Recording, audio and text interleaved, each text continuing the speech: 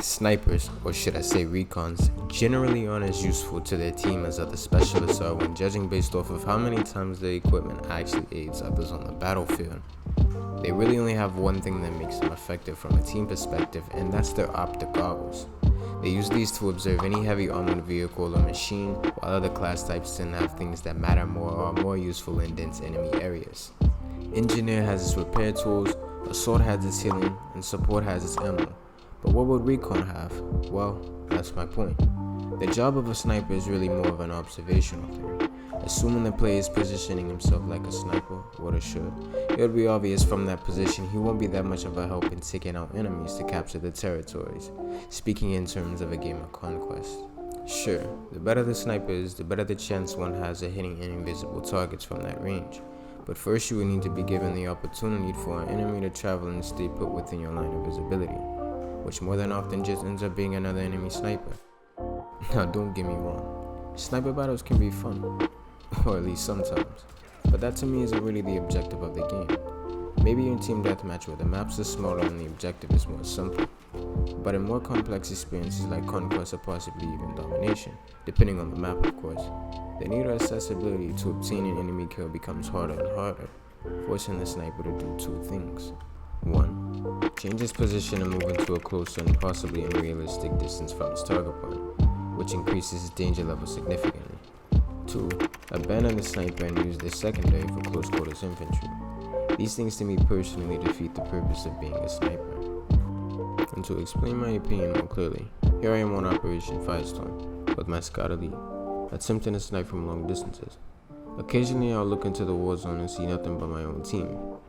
This would seem to be a good thing, leaving me two options: stay and continue watching over our captured position, or move into another position that gives me a new sight on another enemy's territory. In this case, I choose to move, setting camp behind this lovely rock, having eyes on both A and B. Although my location has changed as well as the enemy tickets, the one thing that hasn't changed is my uselessness. In both of these positions, the only contribution I had to the objective was pretty much to be good. And by be good, I mean be good enough to hit very precise shots from unbelievable distances. I'm sure my sniper kill helps out somewhere, somehow, but I'm not banging out kill after kill after kill from these kinds of positions.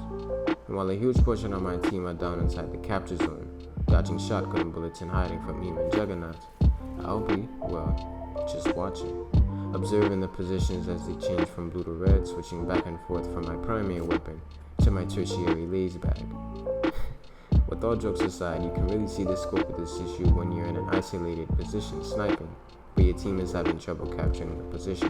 What's the point of being a good sniper when your comrades are having trouble joining the enemy tickets, increasing your chance of loss? So in an attempt to prevent that loss, you don't really have any other way to help your team with the objective, or to be better at capturing the objective other than, yep, you guessed it, moving inwards to help capture the position from hungry tinks and wig birds. Your entire match you spend alone looking for the best angles to shoot at the enemy team, but it's not rocket science to know that your bullets and shots won't be as effective as your teammates playing the ground game. Now maybe this is what sniping is all about, and I'm just overthinking the game as a whole. Maybe it's just not that deep, or maybe it is. I think we can all agree that Battlefield 3 and 4 were DICE's masterpieces, specifically because they both have the ability to capture the chaotic elements of classic warfare and present them with exceptional realism. And with the upcoming release of Battlefield 2042, I have a feeling it'll be more similar to 3 and 4's modern concepts than 1 and 5's historical concepts, possibly even more modern than modern. But if sniping is one thing they choose to keep, which I'm sure it is, then yeah, I do. I believe that it could be more. I just think there's something missing, or something not being implemented to its fullest ability when it comes down to it. What, you might ask? Well, here's an idea. Intel. Take that same scenario I mentioned earlier, you know, the one with the rock. If you look into the distance, you can see that on multiple occasions I had sight on the enemies within the capture zone. Some of them I attempted to shoot, making my shots count, while others lived to continue causing my ground team havoc. If only I had something that would allow me to communicate the position of these soldiers or snipers to my team, quite similar to that of the optic goggles and heavy machinery. Basically, When you have a clear shot of the enemy and can hold and aim your sights on that target for a reasonable amount of time, an entity box will appear, highlighting the enemy's location to your team until you lose your sight of them. This could be implemented into the game by either an individual gadget or the toggle press of a key, while also being dedicated only to recon specialists, or at least to people using long-range scopes. You know, just to prevent your map from looking like a 4D hypersphere. So instead of snipers having to give up their location to nearby enemies seeing or hearing their sniper bullets as they attempt to take distant enemies down, now they can choose whether they would like to shoot their shot or just signal to their team the location of that enemy. This makes the sniper more dynamic, while also adding in some team play as well. To make this more interesting, you could also include a squad or team communications request, signaling to all nearby or all team snipers for an ideal scan of the enemy to feel where the enemy being shot from. You would then highlight that location to that teammate, allowing them to be more aware of what's around them. Going back to what I said earlier, the point of a sniper is observation and precision, but more importantly, it's intel.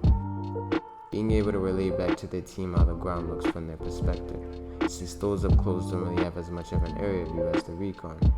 Sniping itself is already a unique task, and to be very good at it, it's easier said than done. Because of this, many people turn away from it, simply because they don't have the patience for it, or just aren't ready to put so much thought in one kill 500 meters away. These kind of people end up sticking to assault rifles, or Lord forbid they start using automatic snipers. Disgusting. On the contrary, there are those who have mastered this playstyle and respect it. It's not the kill, it's the effort put into it, the thrill of the chase, quality over quantity. Sure, sniping isn't the most chaotic thing, but they deserve to be more utilized or have more utilization with their team. Now I know Battlefield 4 is an old game and it itself won't be changed, but this is something I think should be taken forward and applied to the future games. I'm sure there's tons of things that could be added and improved for all. And if you have any ideas on that, don't be shy. Leave a comment. I'm Shawobi. Thanks for watching.